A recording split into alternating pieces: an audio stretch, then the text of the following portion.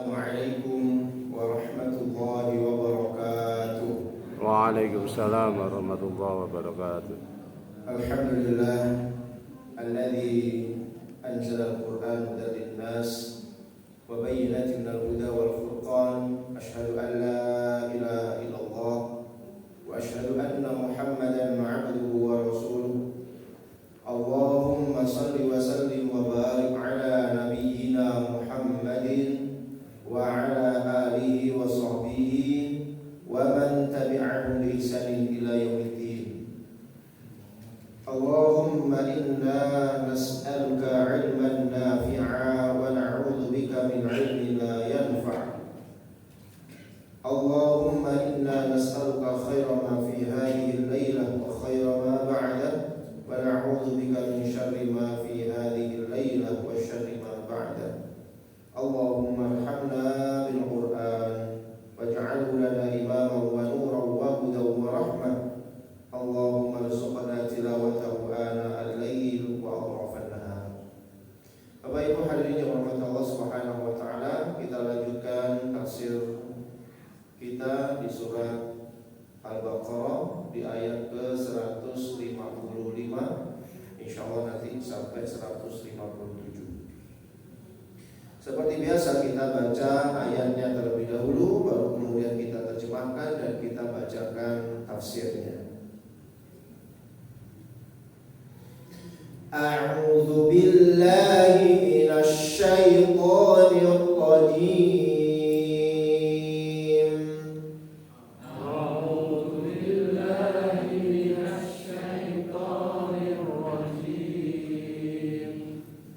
Bismillahirrahmanirrahim. Bismillahirrahmanirrahim. Walanabluwannakum bisyai'in minal khawfi wal ju'i wa naqsin minal amwal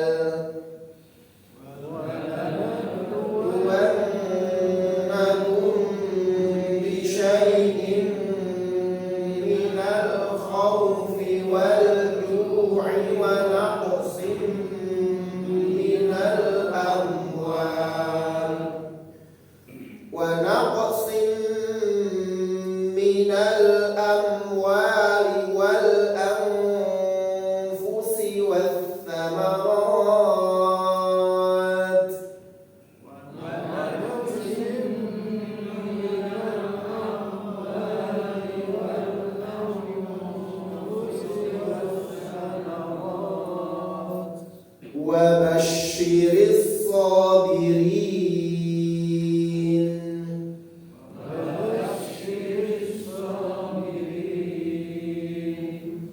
Alladzina idza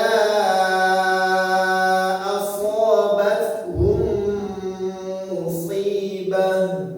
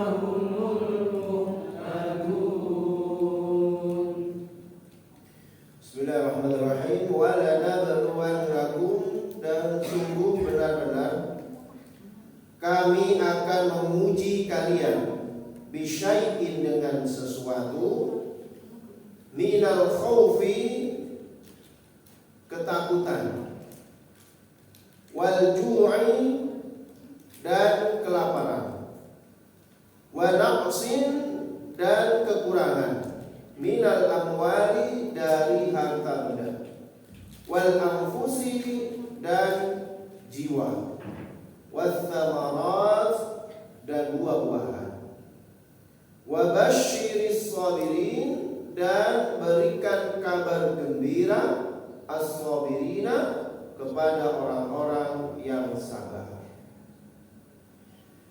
Hadirin yang dirahmati Allah Subhanahu wa taala, ayat sebelumnya itu di mana Allah Subhanahu wa taala memerintahkan kepada kita supaya meminta pertolongan itu dengan melalui sabar dan sholat.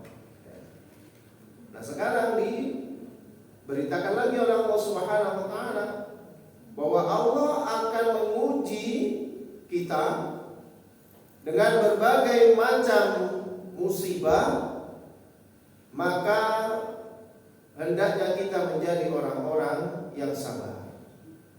Karena sesungguhnya tidak akan ada yang bisa melewati ujian Allah Subhanahu wa taala kecuali mereka orang-orang yang sabar. Nah, hadirin yang dirahmati Allah Subhanahu wa taala, ayat ini khitabnya sebenarnya kepada sahabat Nabi atau umat Islam di zaman Rasulullah, karena memang Al-Qur'an ini turun di zaman mereka. Sehingga kun di sini maksudnya kalian itu adalah kepada sahabat Nabi. Setelah mereka ini diberikan ujian oleh Allah Subhanahu wa taala yang sungguh berat, yaitu pemindahan arah kiblat. Beberapa waktu yang lalu sudah kita bahas betapa hebatnya ujian yang diberikan oleh Allah kepada Rasulullah dan para sahabatnya dengan ujian pemindahan arah kiblat, sehingga mereka menjadi cemoohan baik orang-orang ahlul kitab maupun orang-orang musyrikin. Kemudian oleh Allah Subhanahu wa taala mereka akan diberikan cobaan yang juga tidak kalah beratnya. Nah, di sini jemaah rahmati Allah, walaupun kum yang dimaksud di sini adalah para sahabat Nabi, tetapi ini juga ditujukan kepada kita semuanya. Berarti kita harus siap-siap bahwa kita akan diuji oleh Allah Subhanahu wa taala. Sampai kemudian Allah menyebutkan di dalam ayat ini menggunakan dua huruf taukid. Huruf taukid itu huruf yang menguatkan, menegaskan, yaitu huruf lam dan nun. Nun yang bertasydid ini namanya nun taukid tsaqilah kalau dalam bahasa Arabnya. Asalnya gitu cuma nablu. Asalnya gitu dari asal kata bala yablu. Kalau kami nablu. Nah, lam dan nun ini tambahan. Tambahannya adalah untuk menguatkan.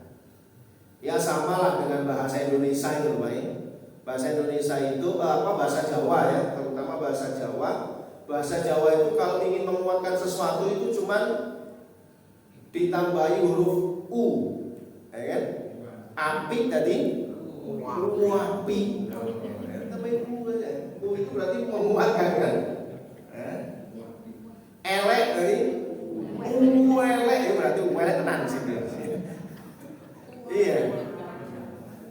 Orang Arab itu juga gitu, untuk menambahi sesuatu, untuk meyakinkan sesuatu itu cuma nambahi huruf lam dan nun, gitu aja Kadang-kadang cuma lam saja atau dua-duanya dipakai. Orang Jawa kadang-kadang gitu, kadang-kadang ditambahi u, pokoknya ditambahi pol misalnya. Welek pol, itu taukid itu apa namanya? Itu huruf taukid namanya. Nah, orang Arab itu biasa menggunakan ini. Artinya apa? Dan sungguh benar-benar kami akan menguji kamu, kepada kita semuanya. Jadi kita ini jangan GL, Wah, saya ini kan sudah beriman kepada Allah, pasti saya tidak akan diuji oleh Allah. Ya enggak juga. Kadang-kadang ada orang yang enggak sabar ketika diberikan ujian oleh Allah mempertanyakan, ya Allah, saya ini kan sudah menjadi orang beriman, kenapa kok masih diuji? Padahal beriman atau tidak beriman, ya dunia ini memang ujian. Nah, ujian Allah Subhanahu wa Ta'ala itu kalau kepada orang beriman itu bisa menjadi musibah, itu bisa menjadi ujian. Yang pertama, yang kedua bisa menjadi teguran. Kalau menimpa kepada orang-orang yang tidak beriman, memang itu bencana sebenarnya, musibah memang, siksaan bagi mereka. Tetapi bagi orang yang beriman ini menjadi ujian, maka dia akan naik derajatnya, atau itu merupakan teguran supaya orang ini kembali lagi kepada Allah Subhanahu wa Ta'ala. Misalnya seseorang itu diberikan ujian oleh Allah berupa kesenangan terhadap dunia misalnya. Dia diberikan harta benda yang banyak, sehingga dengan hartanya itu dia lupa untuk beribadah kepada Allah. Kemudian oleh Allah hartanya itu dihilangkan sebagian. Supaya apa? Supaya dia kembali lagi kepada Allah Subhanahu wa Ta'ala. Jadi apapun Bapak Ibu, sesuatu yang menimpa kepada kita, baik itu berupa kebahagiaan ataupun berupa kesengsaraan, sebenarnya itu adalah ujian kita, ujian kita, atau teguran bagi kita supaya kita kembali kepada Allah Subhanahu wa Ta'ala. Nah, ini bukan berarti orang yang beriman itu kemudian bebas dari ujian. Kenapa? Karena Rasulullah SAW bersabda dalam sebuah hadis bahwasanya ketika Allah Subhanahu wa Ta'ala idza haballahu qauman, ketika Allah Subhanahu wa Ta'ala mencintai satu kaum, ibtala, maka Allah akan menguji mereka. Jadi kalau Allah itu mencintai satu kaum, maka Allah akan mengujinya. Jadi tidak seperti kita aja Allah. Kalau kita itu menyukai seseorang, itu biasanya memanjakannya. Kita senang kepada anak, biasanya lebih cenderung memanjakannya. Ini didik oleh seakan, loro, macam-macam ya kan. Tapi kalau Allah menyukai seorang hamba, justru Allah akan mengujinya. Maka kata Rasulullah SAW, yang paling berat ujiannya di antara manusia itu adalah para nabi. Jadi ujian para nabi itu semakin berat, Pak. Bukan berarti nabi kekasih Allah berarti gak ada ujian sama sekali semua akan ditolong oleh Allah, enggak juga. Buktinya apa? Rasulullah saja juga masih dapat ujian, dicemooh, difitnah, dilempari batu, perang kalah, ketika perang Uhud Rasulullah kalah, kemudian sampai giginya rompal dan seterusnya Rasulullah sampai terluka, banyak sekali. Bukan berarti Rasulullah kemudian pada saat itu dilindungi, maksudnya tidak sampai terluka, tidak sampai kalah, dan juga justru ujiannya akan datang bertubi-tubi. Begitu pula dengan para nabi, para rasul. Sehingga jangan mati Allah Subhanahu wa Ta'ala, ketika ada ujian yang menimpa kita, ada musibah, ada bala, ada bencana yang menimpa kita, apapun itu nanti bentuknya, maka itu pertama bisa jadi itu tanda Allah masih menyayangi kita. Justru kalau orang itu gak pernah sholat, kok gak pernah puasa, gak pernah sedekah, gak tahunan masjid, juga gak beriman, tapi kok rezekinya terus banyak, itu justru bukan kenikmatan itu namanya apa? Istidroj. Hukuman Allah tapi dalam keadaan kenikmatan. Jadi Allah menghukum seseorang itu terkadang dengan hukuman yang pedih, menyakitkan, tapi terkadang Allah juga menghukum manusia itu dengan kenikmatan. Supaya apa? Supaya dia semakin lalai, semakin lalai, semakin lalai. Ketika nanti di akhirat, maka dia akan diazab dengan azab yang sangat pedih, dan supaya dia tidak lagi protes nanti sama Allah. Ya Allah, katanya dulu kok di dunia itu maha rahman, maha kasih sayang, kok saya gak pernah mendapatkan bahagia. Protes nanti. Nah, sama Allah jawab, sudah saya kasihkan banyak sekali dulu waktu di dunia. Sekarang di akhirat, waktunya kalian merasakan azabku yang pedih. Jadi kalau kita ini jangan hormati Allah, hidup kok lempeng-lempeng saja,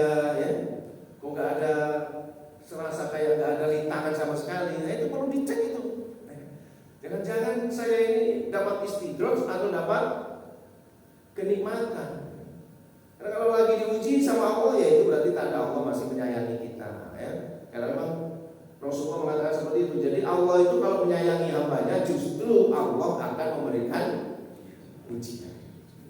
Tapi dengan ujian itu jamaah rahmat Allah, justru Allah akan mengangkat hambanya, mengangkat derajat hambanya, atau Allah akan menghapus dosa-dosanya. Begitu, ya. Makanya sehingga di dalam tafsir yang lain disebutkan bahwa ketika seseorang itu menghadapi ujian Allah Subhanahu wa taala, maka manusia itu terbagi menjadi 3, ya. Ini orang beriman, ya. Orang beriman itu kalau dia mendapatkan musibah dari Allah Subhanahu wa taala, maka akan terbagi menjadi 3. Yang pertama, sabar dia. Ya, menjadi orang yang bersabar. Yang kedua, dia menjadi orang yang syukur, yang ridho, ya. Dan yang ketiga menjadi orang yang syukur kepada Allah. Jadi orang yang beriman ketika menghadapi ujian dari Allah Subhanahu wa taala terbagi menjadi 3, ada yang sabar, ada yang ridho, dan ada yang syukur. Yang sabar sebenarnya dia itu marah, ya, tidak terima dengan takdir Allah yang menimpa pada dirinya. Hanya saja dia tahan itu karena dia memiliki keimanan, ya, sehingga kemudian dia bersabar. Orang yang ridho, maka ketika ujian itu datang kepadanya, hatinya tetap tenang. Sudah, ya, dia tahu bahwa ini adalah ujian dari Allah. Dia biasa saja, ya. Kalau orang sabar tadi sebenarnya dia nggak terima, ya, mangkal sebenarnya. Hanya saja dia tahan, ya, karena dia tahu bahwa semuanya ini adalah pemberian dari Allah, ujian dari Allah, maka dia tahan sehingga dia sabar.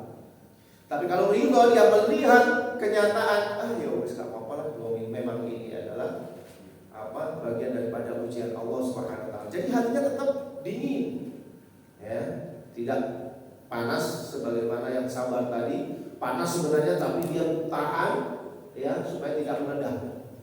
Kalau ridho, dia dingin. Nah, kalau orang bersyukur melihat azab Allah atau melihat musibah atau bencana yang ditimpakan kepadanya, justru dia melihat bahwasanya ini adalah cara Allah menyayangi saya.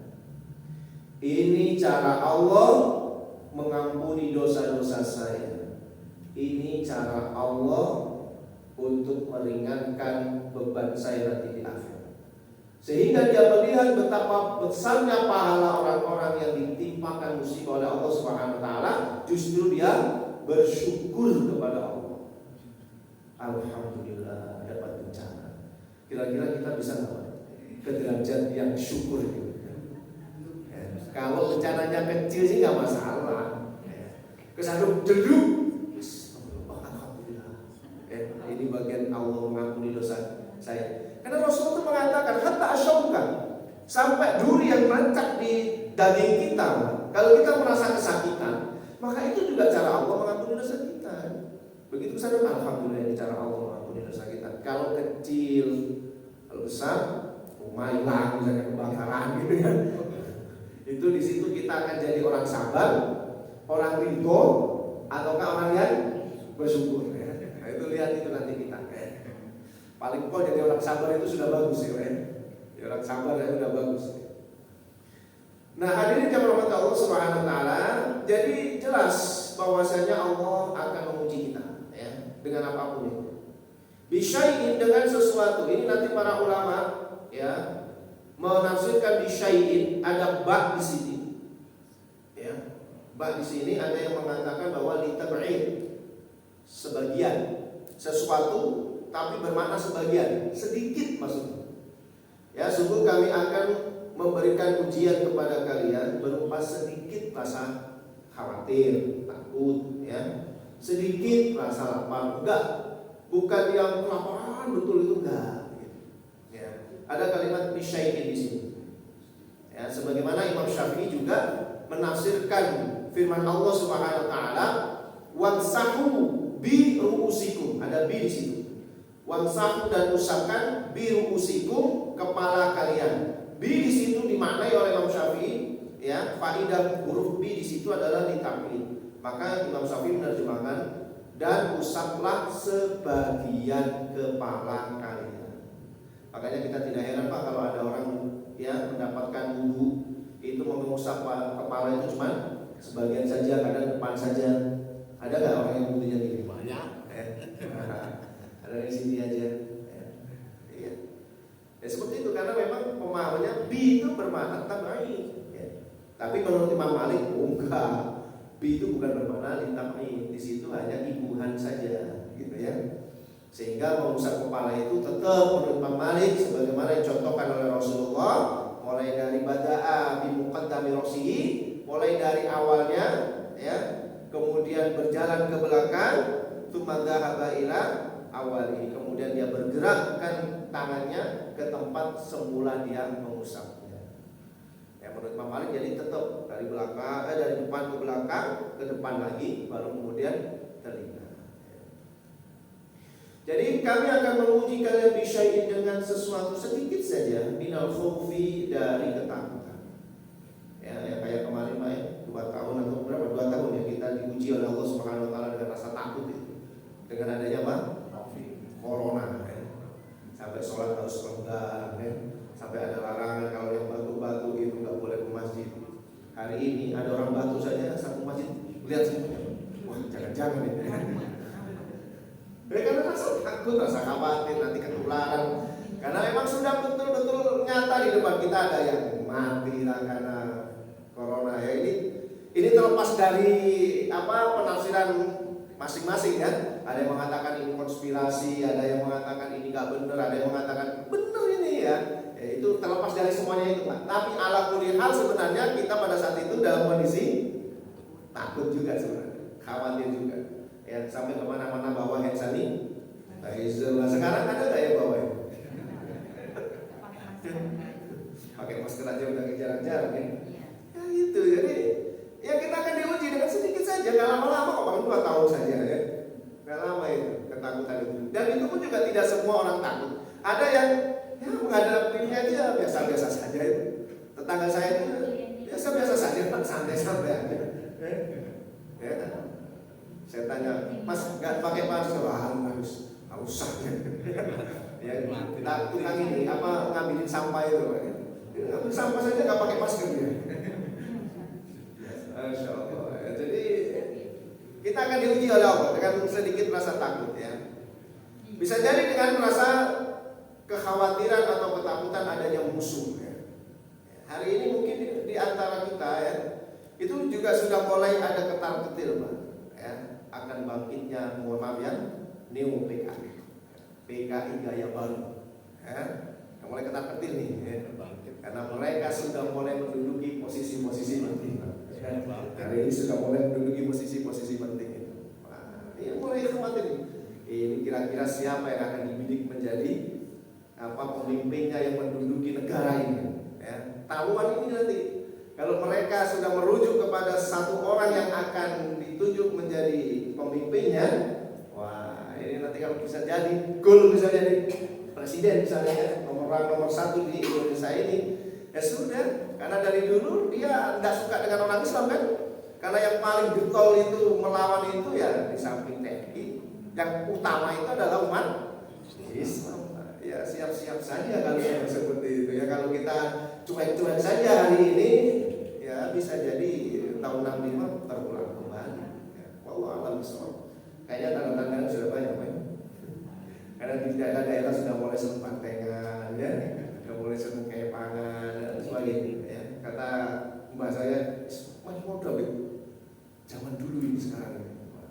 Wallahu a'lam ya. Nah, itu perasaan khauf ya, perasaan takut ya sama. Para sahabat-sahabat Nabi dulu juga diuji oleh Allah Subhanahu wa taala dengan al-khauf, dengan perasaan takut, khawatir ya, kekalahan mereka ketika perang, mereka juga ada perasaan khawatir dan seterusnya. Wal ju' dan perasaan ju' ya, kelaparan mungkin karena pacaklik ya, manaksi minal amwal, kekurangan harta benda, wal anfus, jiwa, wa thamarat dan buah-buahan, wa basyirus sabirin, berikan kabar gembira bagi orang-orang yang bersabar. Wala nakhtabirannakum bi syai'in yasirin minal khawfi. Dan sungguh kami akan menguji kamu itu dengan sesuatu yang menjadikan kamu yasir itu sedikit ya. Minal khawfi dari perasaan takut, wa minal ju'i dan perasaan lapar ya. Mungkin kalau kita hari ini belum merasakan ini, bahwa kita dulu sudah pernah merasakan minal ju'. Sampai ceritanya itu waktu zaman apa itu? Zaman Jepang atau apa ya, sampai makan aresnya pisang. Itu karena ya ju' ini tadi diuji oleh Allah Subhanahu wa taala dengan ju', dengan lapar ya. Wa naqsi minal amwali bi ta'silil husuli 'alaiha aw dhahabiha. Dan kekurangan harta benda disebabkan karena ta'silil husul, begitu sulitnya untuk mendapatkannya. Pekerjaan sulit ya. Kemudian ekonomi sulit, perdagangan bangkrut dan seterusnya. Ini bisa jadi karena sulit ya, bitaksil husul ya, sulitnya mendapatkan harta benda itu tadi, aulahabiyah atau hilang. Jadi Allah menguji orang itu sulit untuk mencari pekerjaan, sulit untuk mencari uang. Itu bagian dari ujian Allah Subhanahu wa taala. Kalau kita jalani dengan sabar dapat pahala. Tapi kalau kurang goreng misalnya, ya, menggerutu, ya, emosi sehingga tidak sabar, akhirnya terjebak kepada perampokan lah, apa korupsi lah misalnya, maka dia akan diazab oleh Allah. Aulahabi atau kehilangan sesuatu, ya, harta yang kita miliki hilang, colong maling, dirampok, macam-macam dibegal dan seterusnya. Itu bagian daripada apa? Ujian dari Allah Subhanahu wa taala. Wa minal anfus, dan bagian daripada jiwa, ya. Bil mauti, dengan sebab kematian, aw syahadati fi sabilillah, atau gugurnya seseorang syahid di jalan Allah Subhanahu wa taala. Jadi kita akan diuji Pak dengan apa? Kematian. Bisa jadi kita sendiri yang mati. Bisa jadi orang-orang yang kita cintai, istri, anak, ya. Atau akrab, orang-orang kerabat kita, orang-orang yang dekat dengan kita, ibu, bapak, saudara, paman dan seterusnya ya. Atau mungkin tetangga-tetangga kita yang kita sayangi, itu sangat gede, ya. Seperti itu ya. Itu bagian daripada ujian Allah Subhanahu wa taala. Pasti itu, pasti akan datang. Ya. Kehilangan nyawa itu pasti akan datang. Sebab kematian atau sebab dia itu ya syahid di jalan Allah Subhanahu wa taala. Wa binaqsi min thamaratin nakhil, atau dengan berkurangnya, kalau ini nakhil itu kurma ya. Berkurangnya kurma, karena ini yang nulis adalah orang Arab. Berkurangnya kurma ya, buah-buahan lah ya, wal a'nab wal hubub, dan biji-bijian ya. Intinya adalah berkurangnya tumbuh-tumbuhan ya, tanam-tanaman dan seterusnya, buah-buahan. Biqillatin natijiha, karena sebab sedikitnya hasil panennya, au fasadiha, atau rusaknya hasil panen. Ya, mungkin hasil panennya tidak sesuai dengan harapannya. Iki datang ke ini ya, sawah sakedo ini nanti hasilnya akan berapa kintal. Ternyata akeh sing gabung misalnya padinya ya, sehingga panennya tidak sampai apa yang diinginkan, rugi misalnya ya. Atau karena fasad, rusak semuanya. Begitu sudah siap panen, Allah kirim hujan deras, banjir, akhirnya nggak jadi panen. Bagian daripada ujian Allah Subhanahu wa taala. Tinggal orang nanti sabar ataukah tidak. Tapi kalau orang itu sabar, maka Allah memberikan perintah kepada Nabi Muhammad, wa basyir ayuhan nabi, dan berikan kabar gembira wahai Nabi, as-sabirina, kepada orang-orang yang sabar, ala hadza, atas situasi seperti ini, atas permasalahan ini, wa amthalihi, dan perkara-perkara yang semisal dengan ini, ya, dengan apa yang sudah disebutkan ini. Bima yafrahuhum ma yasurruhum min husnil aqibati fid dunya wal akhirah, terhadap apa nanti mereka akan mendapatkan kebahagiaan karena mereka akan mendapatkan balasan yang terindah baik dunia maupun akhirat. Ini jaminan Allah. Kalau kita sabar atas apa yang diujikan oleh Allah Subhanahu wa taala kepada kita, maka kita akan mendapatkan balasan yang terindah dunia sampai akhirat kita. Kemudian Allah memberikan ciri-ciri siapa orang yang bersabar itu, yaitu disebutkan oleh Allah, alladzina idza asabatuhum musibah, yaitu orang-orang yang apabila dia ditimpa ditimpa oleh musibah, qalu mereka mengatakan inna lillahi wa inna ilaihi raji'un. Ya, sungguh kami ini berasal dari Allah. Wa inna, dan sesungguhnya kami ilaihi, kepadanya, raji'un, kembali. Ini Pak, ucapan ini kalau bukan orang beriman itu tidak akan mengucapkan seperti ini. Berarti ini menunjukkan bahwa ujian yang dimaksudkan oleh Allah di ayat-ayat ini adalah ditujukan kepada orang yang beriman. Makanya orang beriman itu tidak pernah luput dari ujian-ujian ini, Pak. Kalah, ya, kemudian merasa takut, kelaparan, dan seterusnya.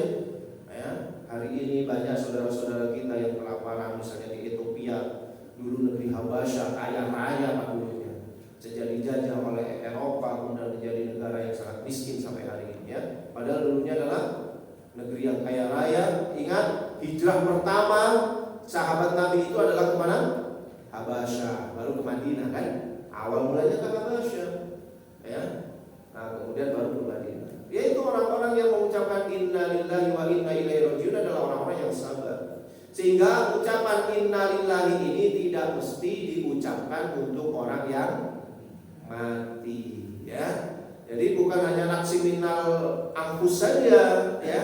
Tapi orang-orang yang mengalami hal-hal seperti ini, pokoknya ada orang tertimpa musibah, ketika kita dengar maka ucapan yang baik itu adalah innalillahi wa inna ilaihi raji'un. Kita juga seperti itu, Pak, ya. Kalau kita tertimpa ujian oleh Allah Subhanahu wa taala, apa ada yang hilang atau ada yang sakit atau apapun itu, maka yang ucapkan kita pertama kali adalah inna lillahi wa inna ilaihi raji'un. Hanya saja kalau di Indonesia ini, Pak, ucapan inna lillahi ini wis kadung dipakai untuk yang meninggal dunia. Sehingga kalau ada orang sakit dapat informasi ini, Pak Fulan sakit, innalillahi, loh, cenderung mati loh. Gitu biasanya. Ya, saya pernah itu. Saya pernah diberitahu, ini Pak ini loro, innalillahi, loh, cenderung mati. Loh, maksudnya itu ya karena dia sakit itu saya mengucapkan innalillahi, bukan dengan mau mati. Bukan. Ya. Tapi karena sudah terlanjur ya di negeri kita ini, apalagi pengumuman kematian selalu diawali dengan innalillahi. Ya. Dan ini kalau nggak diucapkan 3 kali kayak kasar. Pengumuman itu loh, innalillahi wa inna ilaihi raji'un, innalillahi, kan gitu kan? Ya, kalau nggak 3 kali itu nggak sah.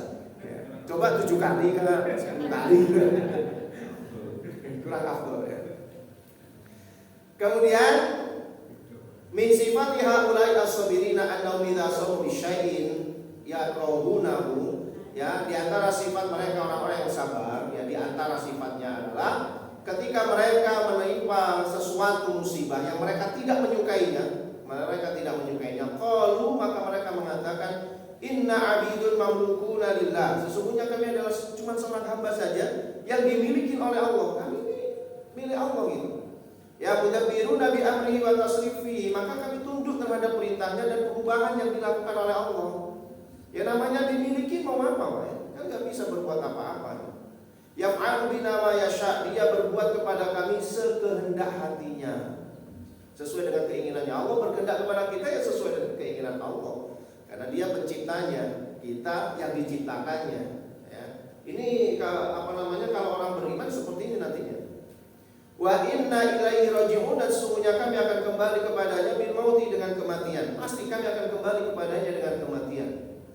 Tsumma bil ba'tsi lil hisab, kemudian kami akan dibangkitkan lagi oleh Allah lil hisab, untuk dihisab, wal jazai, dan diberikan balasan. Jadi maksud wa inna ilaihi raji'un, dan kami akan kembali kepadanya, maksudnya adalah sadar bahwa kami nanti akan kembali kepada Allah melalui gerbang namanya kematian. Untuk apa? Untuk dihisab dan diberikan balasan. Yang baik dapat balasan baik, yang buruk dapat balasan buruk.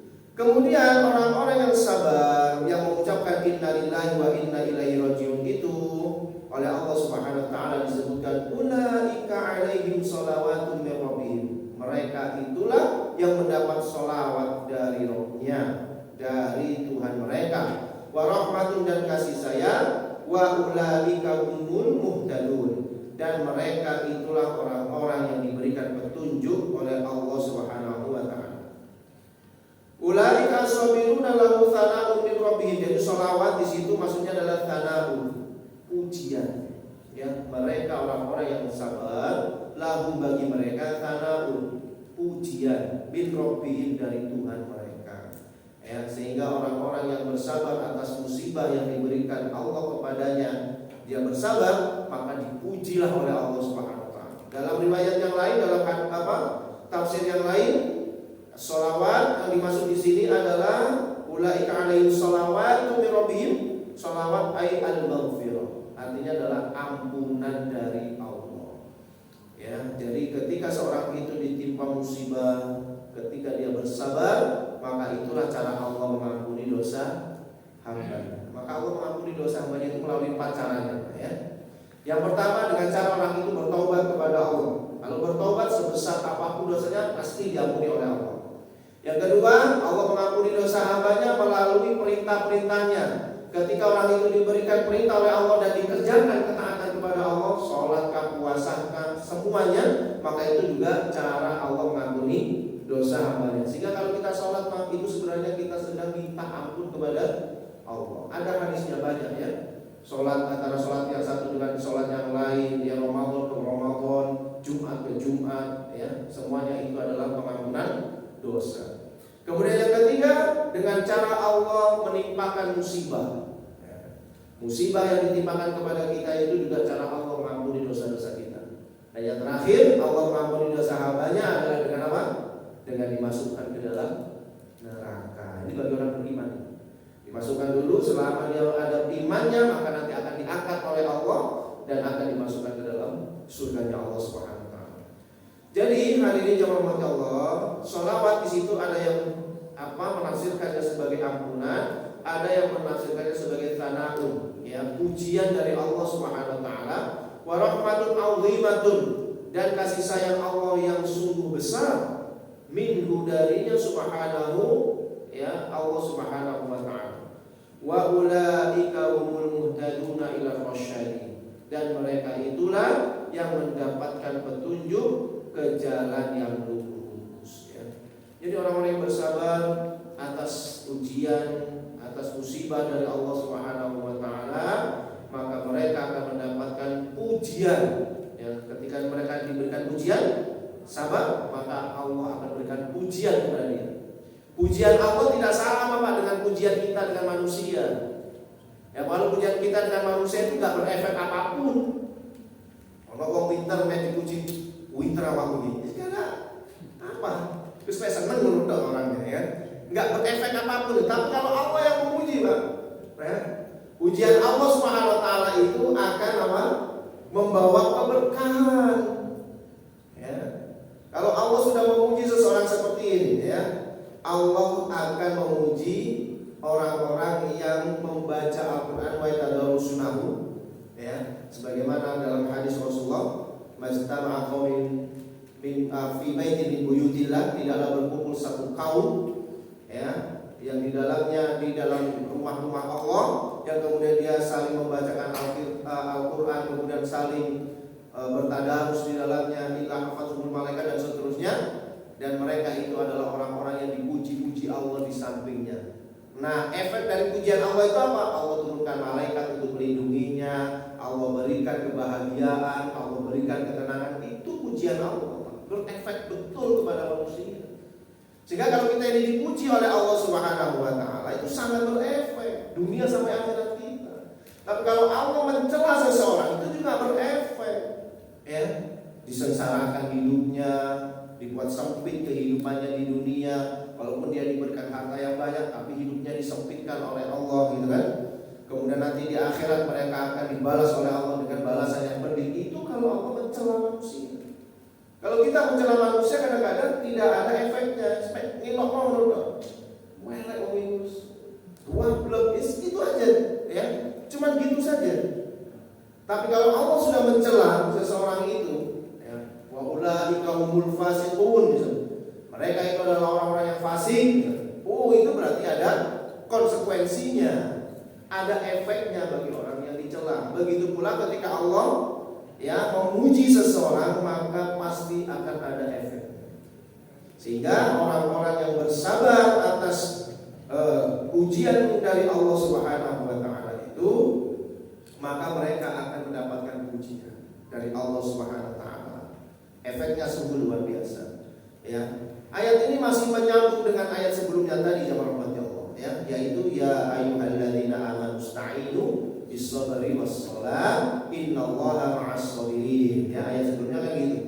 Ya ayyuhalladzina amanu, wahai orang yang beriman, ya, mintalah pertolongan kepada Allah bis-sabri, dengan sabar dan sholat.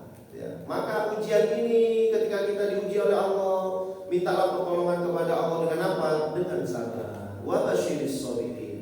Ya, berikan kabar gembira bagi orang yang sabar.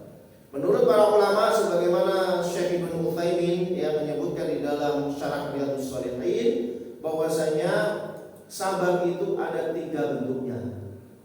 Apa itu? Yang pertama adalah sabar ketika menjalankan ketaatan kepada Allah. As-sabru fi ta'atillah. Ya. Sabar ketika menjalankan ketaatan, sabar ketika menjalankan ibadah. Kalau kita tidak jalankan dengan sabar, ya, dia bisa jadi tidak beribadah. Puasa itu kan melatih kesabaran kita kan, Pak. Pinginnya sih makan terus, ya, tapi kemudian oleh Allah diperintahkan untuk tidak makan. Akhirnya kita sabar. Sholat juga gitu, Pak. Sholat itu kalau kita nggak sabar, itu pinginnya kita itu ya sing cepet, sing damai kan gitu ya. Itu nafsu manusia itu, ya. Nah iso imam itu ya gak usah tunggu-tunggu. Kalau perlu kalau ahad itu iso dibagi lurut, main cepet gitu ya. Loh, buktinya kan ada orang menjalankan, mohon maaf ya, tarawih loh, Pak. 23 rakaat loh padahal ini, ya, bukan sedikit 23 rakaat itu, Pak. Itu cuma berapa itu? 7 menit itu, Masya Allah, bayangkan itu. Berarti kan 2 rakaat ini kan sampai 1 menit kan, Innalillahi. Itu berarti kan ada orang-orang yang memang pinginnya damai gitu loh. Ya. Itu kalau nggak sabar ya memang gitu. Ya sama dengan kita. Kita kalau sholat nggak sabar, dia pinginnya damai. Nah aku sholat suwe-suwe, mau wis apal itu. Nah, kan apal aja kan, mari Allah Akbar, Allah sabar. Kan nggak apal sebenarnya. Ya, tapi kenapa kita kok pingin sing santai, tenang? Ya itu tadi karena perasaan sabar. Maka kata para ulama, sabar menjalankan ketaatan ini perlu sabar gitu. Kalau nggak sabar ya gitu, itu nafsu manusia ya seperti itu. Ya.